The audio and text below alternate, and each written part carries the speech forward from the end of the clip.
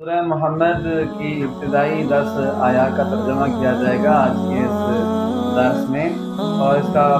مختصر تعارف یہ ہے کہ سورہ محمد مدنی صورت ہے اور مدینہ طیبہ کی ابتدائی زندگی میں نازل ہوئی ہے۔ اس وقت کفار جو مدینہ کی ریاست تھی اس کو ختم کرنے کے درپے تھے، اس لیے اس صورت میں جہاد اور قتال کے احکامات ذکر کیے گئے، اور اسی لیے اس صورت کا نام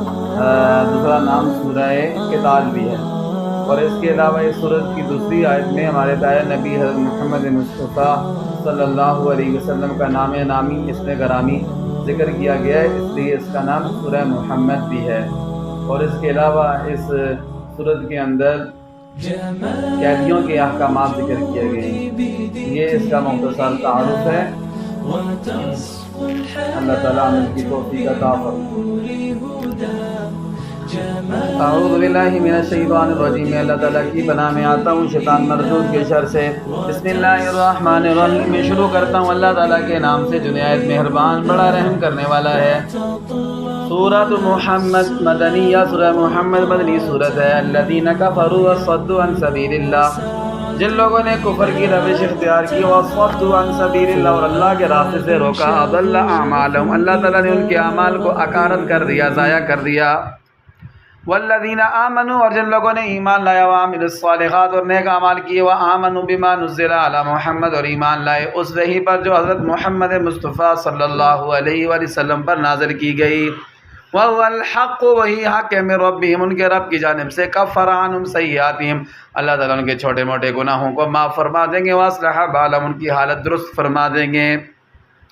ذالک، یہ اس لیے کہ بیان الذین کفروا، بے شک کافر لوگ، اتبعوا الباطل، انہوں نے باطل کی پیروی کی، باطل کے پیچھے چلے، وان الذین آمنوا اتبعوا الحق،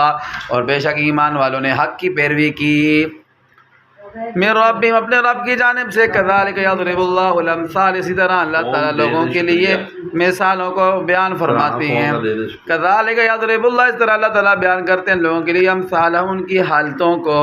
فَإِذَا لَقِيتُمُ الَّذِينَ كَفَرُوا، جب جنگ میں تمہارا کافروں سے سامنا ہو، فَضَرْبَ الرِّقَابِ، تو گردنیں مارو، حَتَّىٰ إِذَا أَثْخَنْتُمُوهُمْ، جب تم خوب خون ریزی کر لو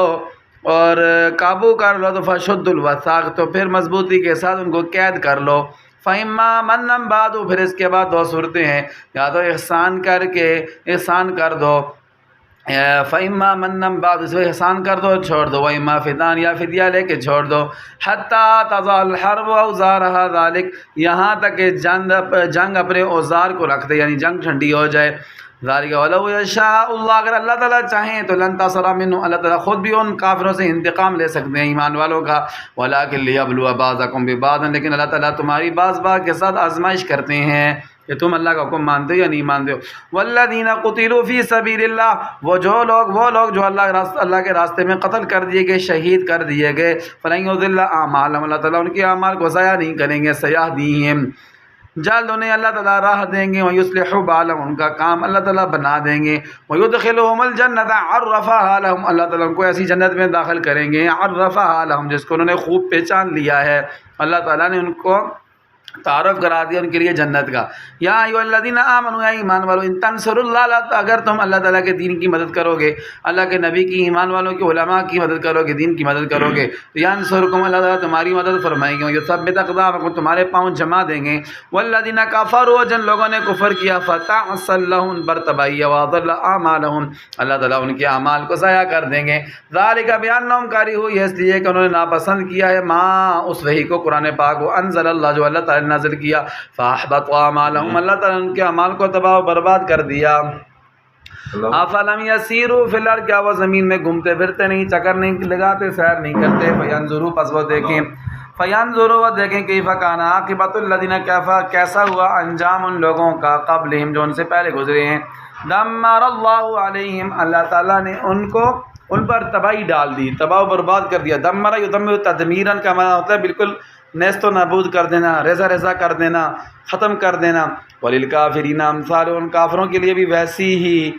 ہی سزا ہے۔ ذالک بان اللہ، اس لیے کہ بے شک اللہ تعالیٰ، مولا الذین آمنوا، ایمان والوں کے مددگار ہیں، وان الکافرین لا مولا لہم، ان کافروں کا کوئی مددگار نہیں ہے۔ اللہ تعالیٰ عمل کی توفیق عطا فرمائے۔